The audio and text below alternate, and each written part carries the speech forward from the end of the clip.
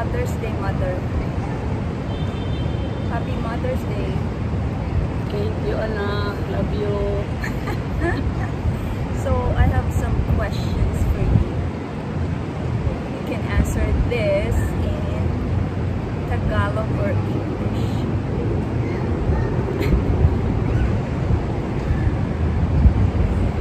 So, what's the hardest part of being a mother?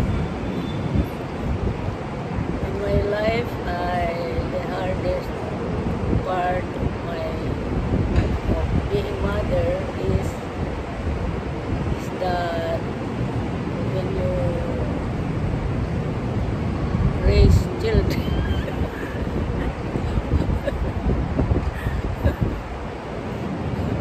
When you raise children, what?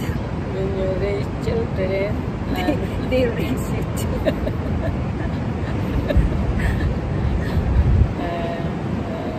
how to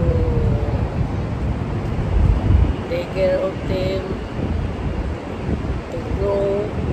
Especially you have 8 children. Especially I have 8 children. Thank you God, because in my life I never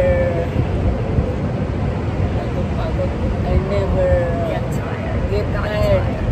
I will never get tired of them because God is my help. And meron din namang nagyaya, diba? So, ano lang naman yun dahil may gawa ko. And I need some yaya because I have so many works. I have storehouse. Small grocery store. I have a small grocery to Piggery. grocery, piggery, gardening, and all that I want to work For Christmas. So, sinong pinaka-makulit na anak mo? Ako ba? Sinong pinaka-makulit na anak mo?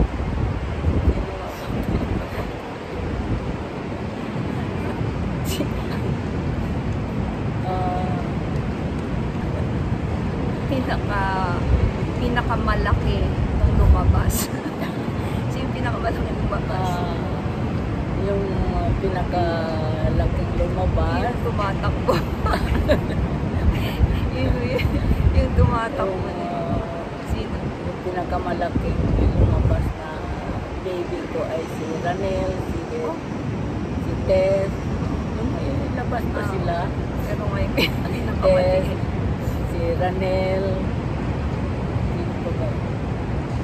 Parang dalawa lang itong medyo taba. I was so happy because these two children is very fat. very fat. So, sino naman yung pinakamabait? Lahat naman sila mabait. Sila? Ako hindi. Lahat naman kayo mabait eh.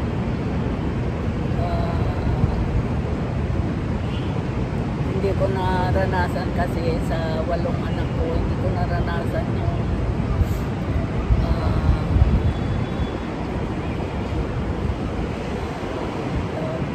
hindi ko naranasan yung hirap dahil talagang nung inilalabas ko sila noon ay talagang si Lord ang aking tinatawagan. Tulungan mo ako, Lord, sa pagpalaki sa kanila. So, sino naman pinaka matalino sa tingin niyo? Walang favoritism. Wala naman akong mga favoritism sa kanila. Ay talagang nakikita ko na lahat naman sila ay matatalino. Sila. Lahat naman sila. Sila. Ba't hindi niyo ako sinasama? Ay, sila nga. Kayong lahat nga. Ano ba yun? Sila, ba't sino man sila? Di kayo. Okay, Mother, last na lang. Please greet all mothers out there a happy Mother's Day. To all mothers, Happy Mother's Day!